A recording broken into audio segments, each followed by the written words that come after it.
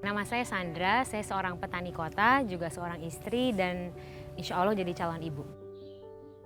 Kebun Kumara ini mulai pertengahan 2016. Konsepnya atau ide-idenya kita godok dari 2015. Awalnya aku sama Dira sama suami itu kita mencari bisnis apa yang ingin kita tekuni. Akhirnya kita menemukan jawaban di alam.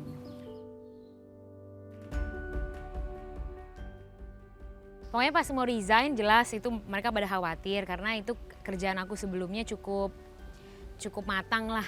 Semakin mereka melihat mungkin kali ya kalau Kebun Kumara itu bukan cuma passion project yang kita coba-coba gitu, emang ini kita melakukannya sungguh-sungguh, semakin didukung sama keluarga. Jadi sekarang sih udah gak ada masalah. Awalnya memang butuh convincing sedikit buat mereka ngedukung.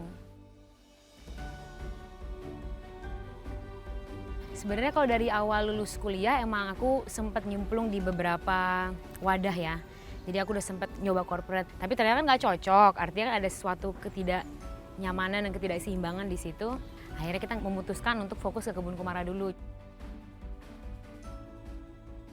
Ya udah, jadi awal capek banget karena kita nggak tahu where to start. Aku sama Dira ini kan kita berbisnis nggak punya banyak pengalaman ya. Jadi kita kayak orang berlayar tapi si perahunya lagi dirakit. Jadi kita sambil ngebangun sambil berlayar.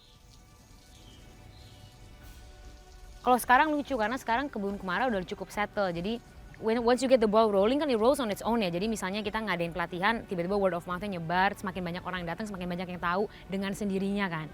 Kalau dulu kan nggak ada yang tahu kan, nggak ada yang tahu tempat ini, nggak ada yang tahu kita siapa, ya kan nggak ada yang percaya juga nih siapa bocah-bocah dari kota sosok ngajarin berkebun. Jadi kan kita banyak banget yang harus kita buktikan kan ke orang.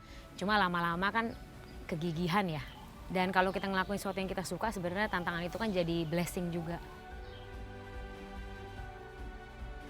Hidup itu emang untuk dinikmati apa adanya aja. Jadi sebenarnya kalau sedih atau jatuh atau kesulitan ya nggak apa-apa juga. Nggak harus selalu happy kan, maksudnya nggak harus selalu ada di atas. Kalau untuk sekarang aku bisa sangat mengakui aku sangat enjoy di Kebun Kumara. I found my voice here.